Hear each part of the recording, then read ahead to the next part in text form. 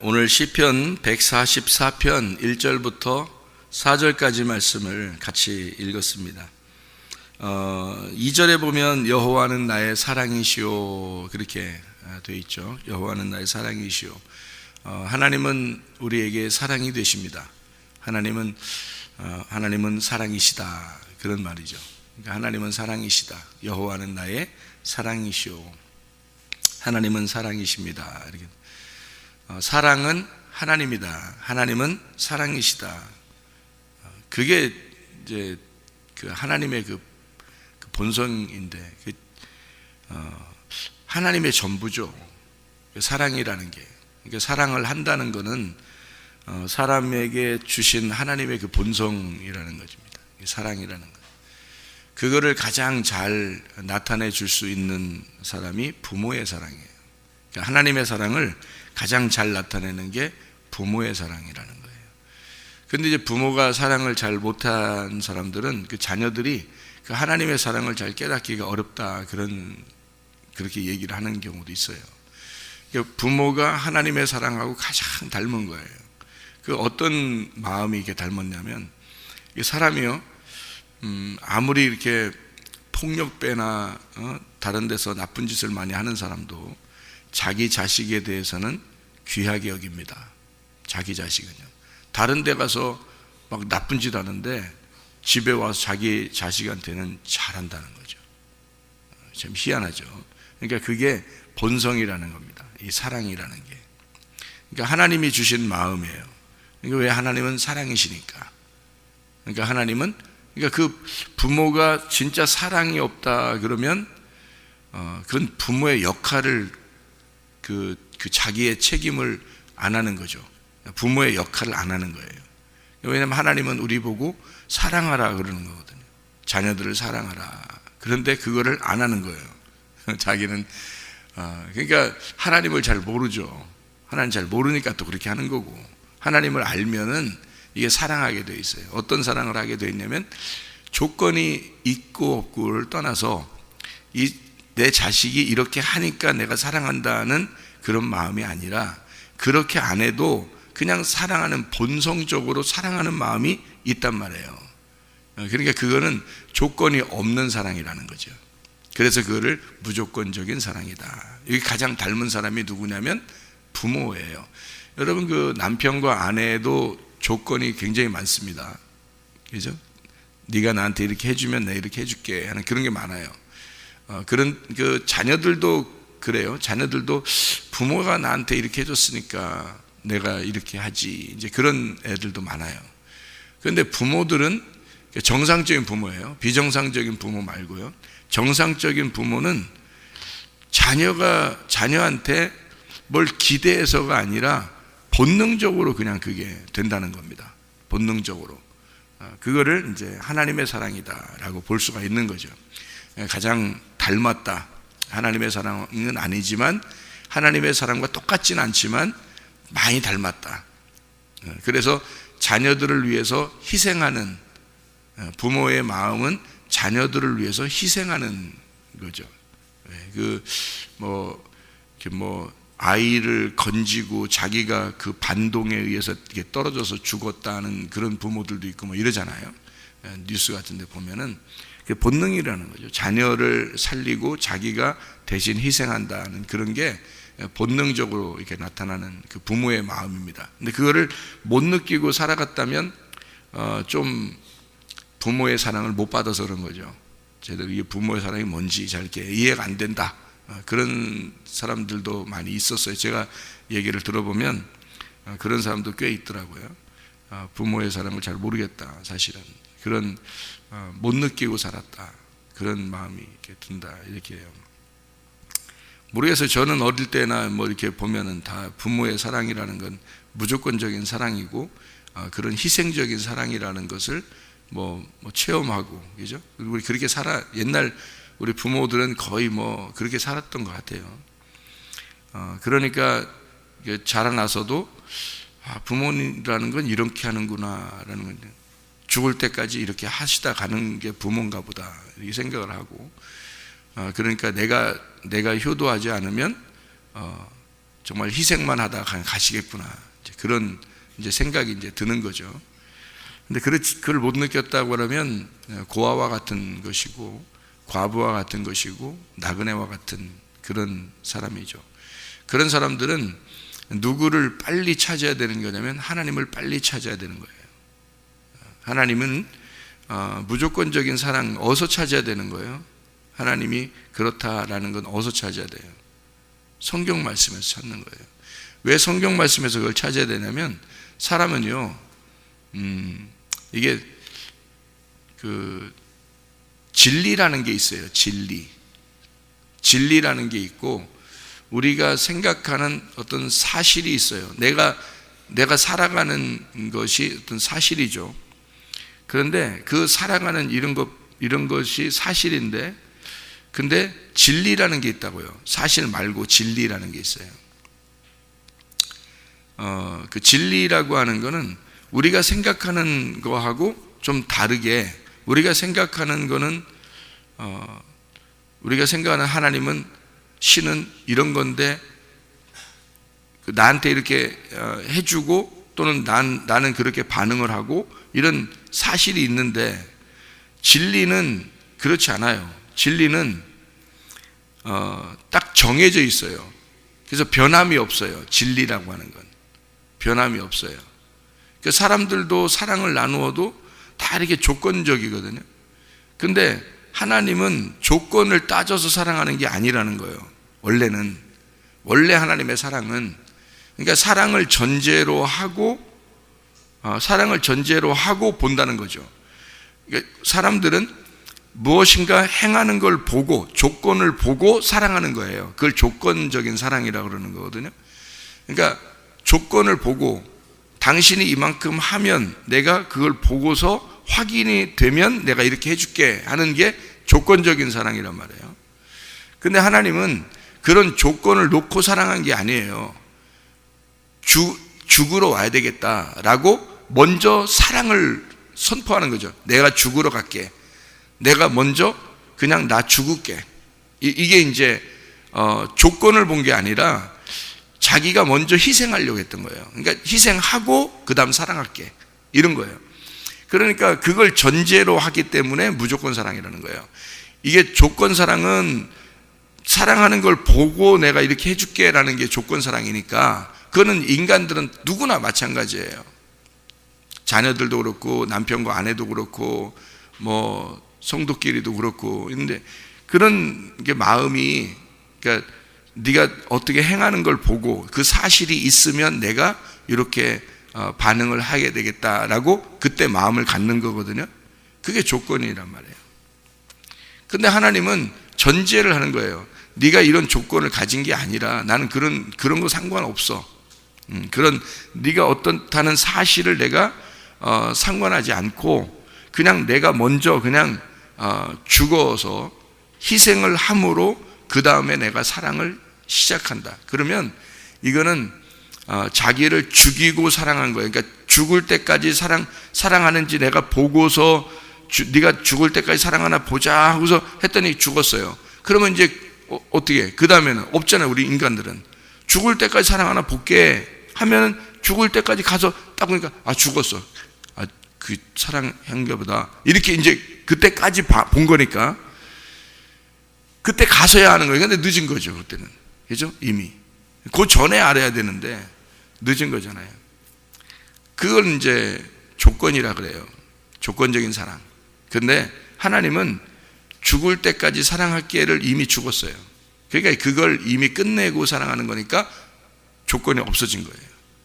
조건이 없어졌어요. 그것을 무조건이라 하는 거예요. 하나님은 무조건 우리를 사랑하신다.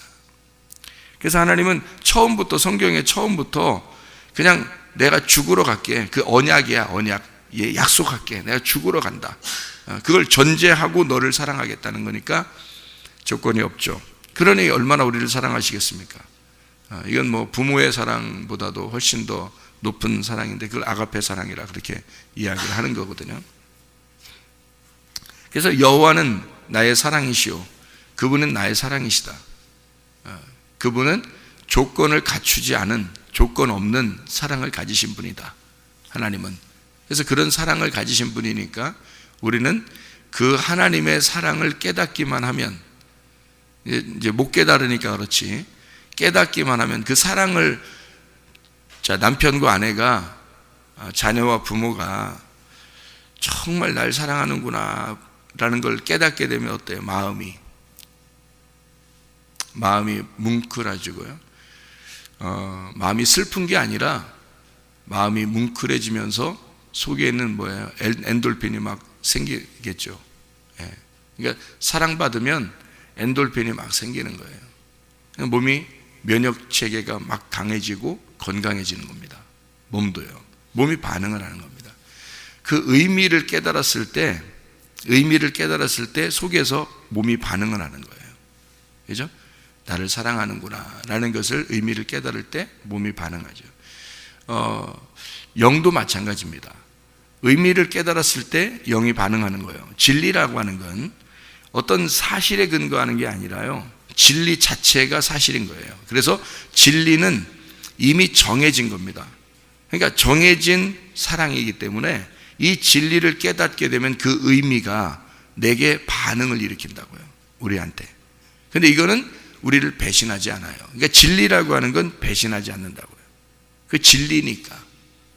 근데 우리가 뭔가 근거를 통해서 내가 확인해야 되겠다 그러면 그거는 나중에 아니게 되면요, 날 진짜 사랑하는 줄 알았는데 안 사랑했어. 그럼 어떻게 돼요? 그걸 뭘 당했다 그래? 네? 뭘 당했다? 사기당했다? 사기당했다. 사랑하는 줄 알았더니 사기를 당했다. 그래요? 그러면 무슨 마음이 들어요? 네? 무슨 감이 들어와? 무슨 감? 배신감이 들어오죠. 배신감이 들어오면 막 미치겠는 거죠. 그죠? 배신감이 들어오면, 그 배신감이 들어오면요, 사람이 쓰러집니다. 사람이요. 멀쩡하던 그 등치 아무리 커도요, 배신감을 딱 맞아버리잖아요. 배신감이라는 화살을 딱 맞아버리면 하면 그 다음에 푹 쓰러져 버려요. 사람이 정신이 푹 쓰러져. 며칠 동안 뭐 정신 못 차려요.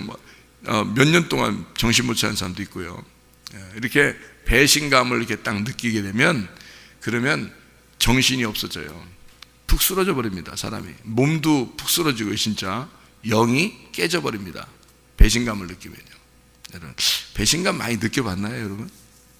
여러분, 배신감, 그러니까 배신감을 느끼면 있잖아요. 그런데 가장 가까운 사람한테 배신감 느끼면 더 큽니다. 그러니까 이게 그냥 화살, 이렇게 이만한 화살로 이렇게 탁 맞으면 이렇게 하는데 말이에요.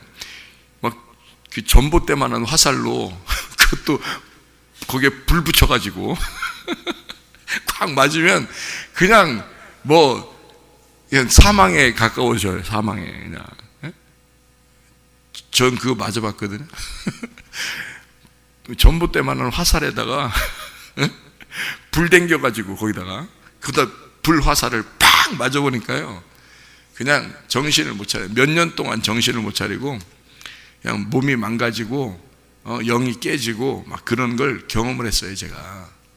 그래서 배신이라는 게 얼마나 무서운 건지를 제가 알았어요. 저는 사람들한테 배신을 먼저 하진 않습니다. 그래서가 아니라 원래 그런 정신이 그런데 그런 사람이 있더라고요. 진짜로 그 배신이라는 게 있더라고요. 그래서 이게 불화살을 맞고 이게 쓰러져 보면 그게 얼마나 무서운 그 독화살인지를 알게 되거든요. 그러니까 사실을 근거해서 우리가 살다 보면은 어느 날 배신을 당할 수가 있단 말이에요. 그러면 정신을 못 차리죠. 근데 하나님은 이런 사실에 근거하지 않고 하나님 자체가 진리란 말이에요. 진리는 변함이 없어요. 변함 없는 걸 전제하고 시작을 하는 거예요. 그걸 진리라고 그러는 거예요. 그러니까 몇천 년, 몇만 년이 지나도 똑같은 거예요. 그게 진리라는 거죠. 그런 게 진리라니까 그걸 믿어야지. 사실에 근거한 거는 어느 날 바뀔 수 있는 거예요. 그러니까 우리가 살아가는 건 어느 날 바뀔 수 있는 거란 말이에요. 그러니까 그거를 붙들고 있다가는 그거에 의해서 배신을 당할 수 있다는 거지. 자, 여러분, 사람은 완벽하진 못해요. 사람은 그래서 사람 붙들고 있다가는 어느 날 이게 실망할 수가 있다는 거지. 그러니까 그거 사람을 붙들고 있다가는 실망을 할 수가 있어요. 부모도 자녀도 남편도 아내도 사랑. 근데 진리라고 하는 건 변함이 없기 때문에 진리를 붙들면 배신을 안 당합니다. 그게 말씀이에요. 그래서 이 세상에 있는 부모보다, 이 세상에 있는 남편보다, 이 세상에 있는 우리의 가지고 있는 것보다 훨씬 더 성경에는 아름답고 좋은 것을 우리에게 소개하는데, 그게 바로 하나님 아버지를 소개해 주는 거예요. 고아들에게, 과부들에게 예수라는 신랑을 소개해 주는 거예요. 근데 이건 몇천 년, 몇만 년이 지나도 변함없어요. 그거는 이 말씀이라는 건. 그러니까 이 말씀은 진리라 그러는 거죠. 그러니까 이 말씀은 전혀 우리를 배신할 수가 없어요. 배신하질 않아요, 이 말씀은. 그러니까 이 말씀을 붙들면 배신을 안 당하는 거죠. 근데 사람을 붙들면요, 배신당한단 말이에요. 어느 날 실망하게 되는 거죠. 근데 이 말씀은 그렇지 않잖아요. 그러니까 이 말씀이 이 땅의 소망이 아니라 하늘나라의 소망, 이 땅의 집이 아니라 하늘나라의 집을 우리에게 소개하는 거예요, 성경은. 그러니까 그게 진리죠. 결국에는 죽어도 똑같이 이루어져야 되는 게 진리인데, 우리가 죽으면 바뀌면 안 되잖아요. 죽으면 바뀌면 그거는 진리가 아니죠. 근데 죽어도 변함없이 되는 게 진리란 말이에요. 근데 죽어보니까 사람들이 죽어보면 어디로 가요? 진짜 하늘나라라는 게 있단 말이에요.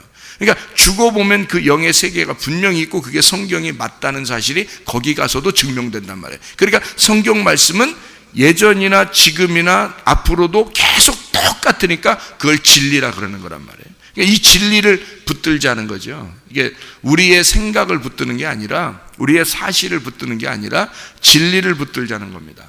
그러면 우리는 그 진리 안에서 진짜 행복을 가져올 수 있다는 거예요.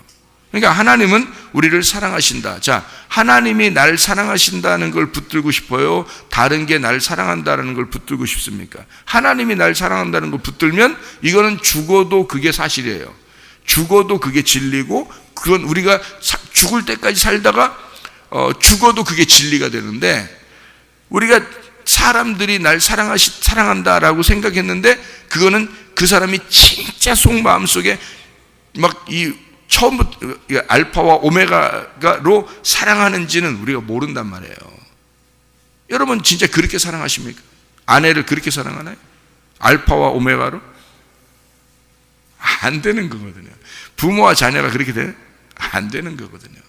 근데 그걸 흉내는 낼 수 있죠. 그 정도를 흉내는 내는 게, 그게 하나님의 그 사랑을 가장 많이 흉내낼 수 있는 게 부모란 말이죠. 부모. 하나님 완벽한 건 아닌데 그 아가페 사랑을 가장 흉내낼 수 있는 게 부모라고 하는 얘기는 거지. 알파와 오메가로 완전한 사랑을 이룰 수 있는 분은 하나님밖에 없어요. 인간은 할 수 없습니다. 왜냐하면 그분은 진짜 죽었잖아요. 죽으시고 사랑하겠다는 거예요. 진짜 죽으시고서 사랑하겠다는 거예요. 죽음을 전제로 하고 사랑하는 거예요. 그러니까 이건 진리라는 거지. 죽었으니까 죽을 때까지 사랑하는 게 완성됐잖아요. 이미 완성을 시켜놓고 사랑하고 있으니까 변함이 없는 거야, 예수님은. 그게 진리라는 거예요. 사람들은 항상 변할 수가 있다. 병원에 이렇게 신방을 가서 가만히 이렇게 병원 사람들을 이렇게 보니까 말이에요, 참 안타까운 그 사연들이 참 많더라고요. 안타까운 사연들이. 그래서 이제 병원 신방을 이렇게 가서 내가 이제 신방간 이제 병원에 신방간 이제 성도는 이쪽에 있는데, 내가 가서 이제 이렇게 기도해주고 거기 이제 쳐다보러 간 환자만 쳐다보잖아요. 이렇게 가 있어야 되잖아요. 다른 사람들이 이렇게 막 간섭하고 그러면 안 되잖아요. 참견하고 그러면. 그래서 이제 이쪽에 기도해주고 이제 이렇게 있는데, 옆에 이제 환자가 자꾸 막 얘기를 걸어요. 말을 이렇게 자꾸 걸어요. 근데 말을 막 웃기게 잘해. 근데 뭐라고 얘기를 하냐면 변비가 생겨서 화장실을 못 간다는 거예요. 그래서 뭐 죽겠다는 거예요. 한 3일 됐다는데 막 죽겠다는 거예요. 뭐 먹지도 못하고. 그래서 이만큼씩 먹는다는 거예요. 이게 계속 막 이렇게 배가 이렇게 부해지니까, 변비가 있어서. 그 이제 너무 안타까워서 그 얘기를 막 너무 진지하게 이렇게 막 웃기면서 이렇게 하는데, 우리는 속으로 웃긴데 이제 그분은 너무 진지한 거죠. 할머니이신데. 그 할머니들이 참 그 변비가 생기면 너무 힘들잖아요. 그래서 이쪽 환자에게 이제 제가 제 신방간 환자에게 기도해주고 이렇게 있다가 그쪽에서 얘기를 걸어서 이제 이렇게 쳐다보니까 너무 안타까운 거예요. 누워서 세상에 막 그거 똥만 나왔으면 살겠다는 거예요. 너무 안타까워서 제가 이제 목사님이라고 얘기를 이제 소개를 해줬단 말이에요. 그러니까 그 사람 목사님이세요? 이제 그 교회를 잘 몰라요. 교회를 이제 뭐 교회를 가는 건 막 싫어하는 사람이에요.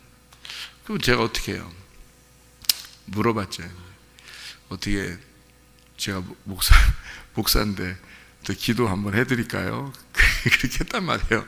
그랬더니 또 그건 또 받으려고 하대요. 이게 워낙 아프니까 그런가 봐요. 워낙 아프니까 기도해 주세요. 그러더라고요. 아니 기도해 주세요가 아니라 그냥 이게 내가 기도해 드릴까요? 그럼 그 똥 좀 나오게. 그러니까 예 그래요. 너무 이제 자기가 곤란하니까 그러더라고요. 그래서 배에 이렇게 다 손을 얹고요. 머리에 손을 다 얹고요. 하나님, 너무 불쌍하지 않습니까? 이게 하도 3일 동안 똥이 안 나왔다는데 힘들지 않습니까? 하나님, 여기 가스가 다 빠지고 여기 변비가 해소될 수 있도록 다 나오게 해주세요 라고 기도를 이제 간절하게 하고 이제 나올 거예요. 오늘 저녁 기대하세요 라고 이제 하고서 왔단 말이에요. 그 다음날 이제 신방을 갔어요. 이쪽 환자에게 신방을 딱 갔는데 이 할머니가요 막 좋아가지고 한 무대기를 쌌다 이거야. 한 무대기를. 근데 얼마나 이게 목사님이 이게 기합을 넣어줘서 이게 기도를 모르니까, 기도라는 말을 잘 모르니까 야, 이 기합이 효과가 있었다는 거야. 그래서 목사님이 기합을 넣어주니까 한 무대기를 쌌다고 말이야. 야, 효과가 있더라고. 막 이러면서 막 좋아하더라고요. 제가 가니까 막 좋아가지고 막 그러더라고요.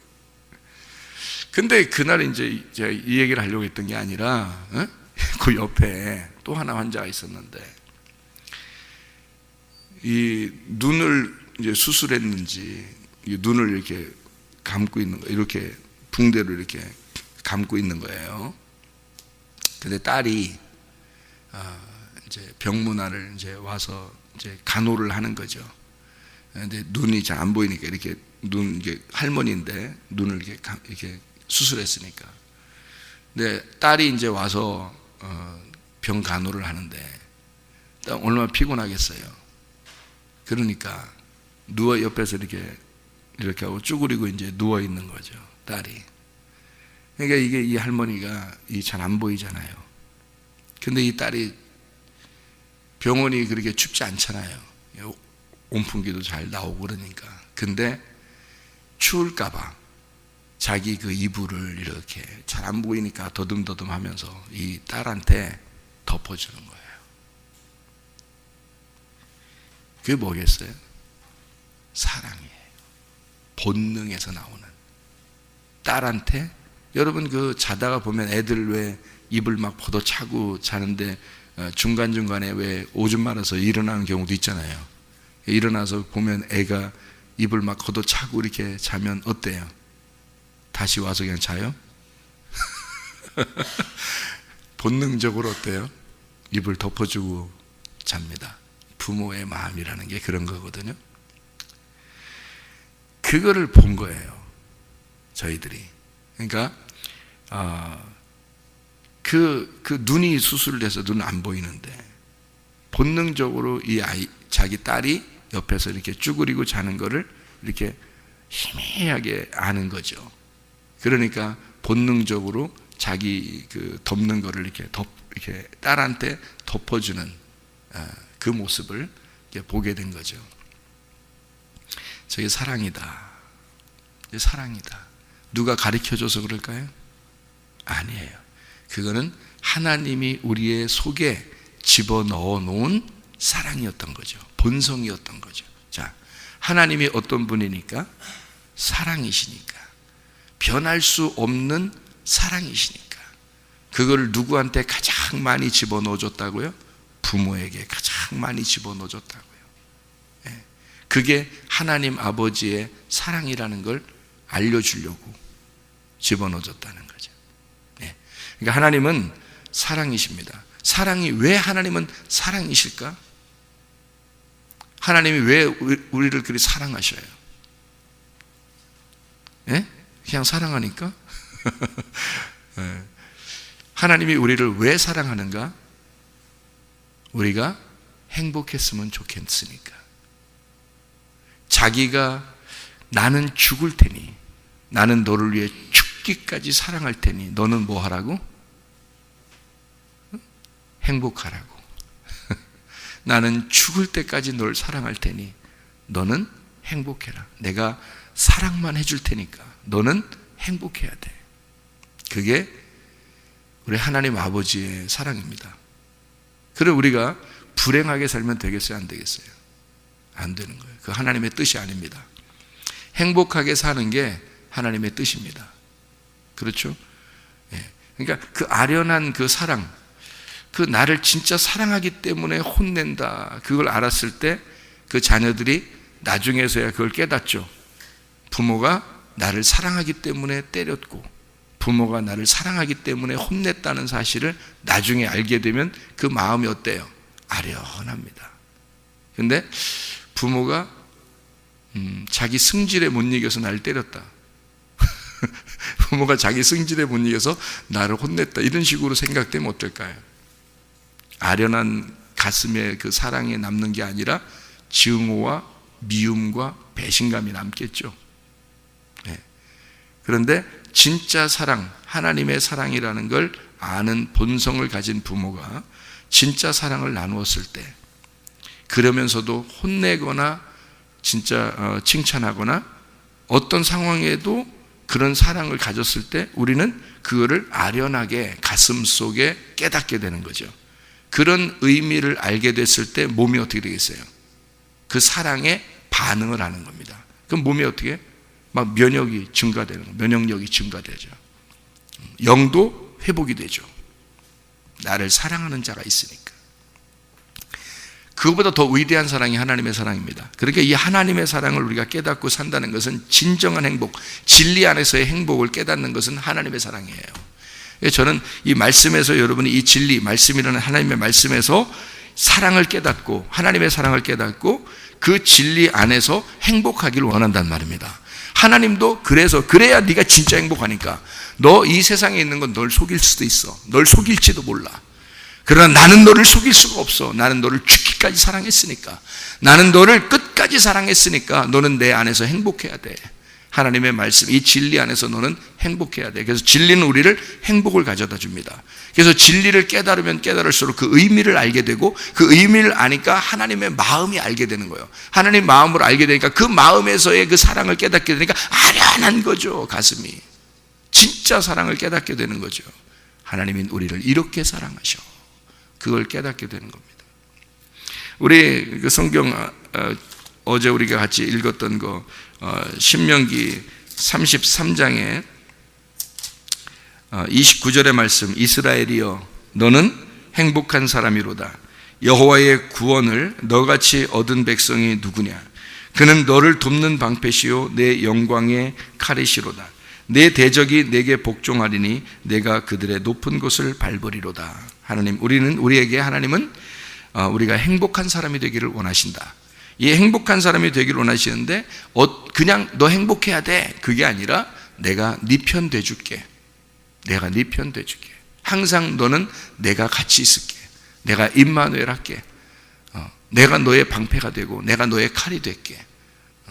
그러니까 너는 항상 승리할 수가 있어. 항상 너는. 그러니까 마귀에게 우리가 진다는 것은 불행한 겁니다. 마귀는 우리에게 행복을 뺏어가려고 그러는 거예요. 그게 마귀예요. 그러니까 마귀는 불행을 주려고 하는 거니까 그 마귀를 우리가 이겨야 되잖아요. 그러니까 마귀를 이겨야 되니까 우리의 방패가 되시고 칼이 되시는 주님이 나와 함께 내 편 되시니까 항상 이길 수 있는 거예요. 그러니까 항상 어떻게 할 수 있는 거예요? 항상 어떻게 살 수 있는 거예요? 행복하게 살 수 있는 거예요, 사실은. 근데 불행하게 만들려고 해. 속이는 거지. 너는 죄인이야. 너는 나쁜 놈이야. 하나님이 너 사랑하시겠어? 하나님이 너 같은 거 사랑하시겠어? 너 맨날 실패하잖아. 너 맨날 그렇게 실수하잖아. 너 맨날 죄짓잖아. 너 같은 거 사랑하겠어, 하나님이?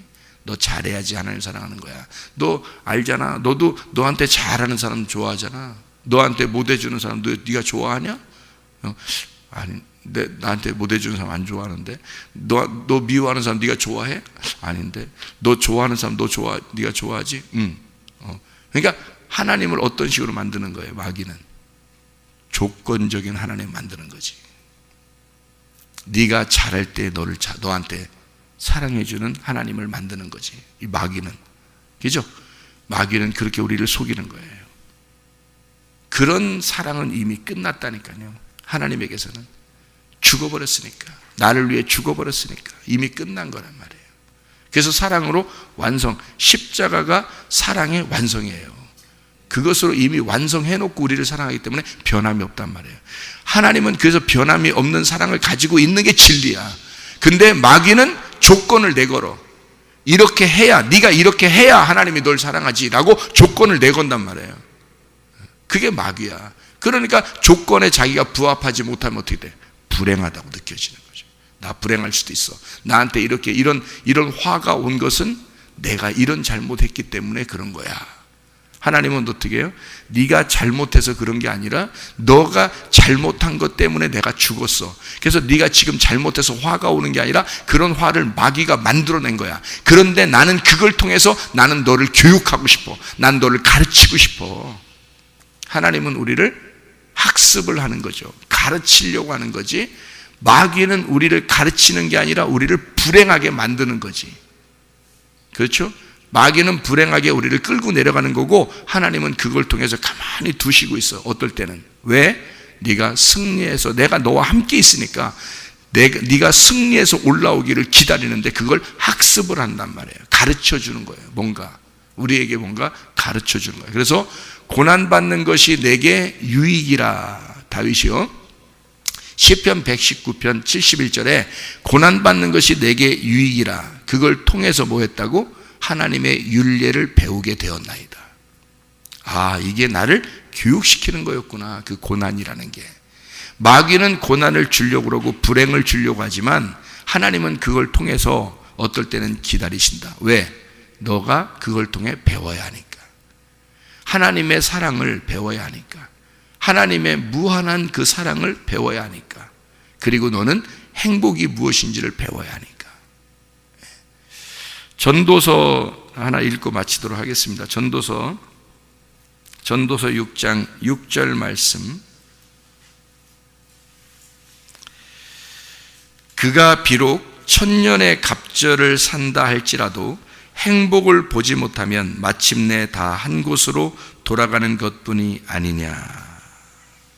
여러분, 행복하게 살아가는 것은 하나님의 뜻입니다.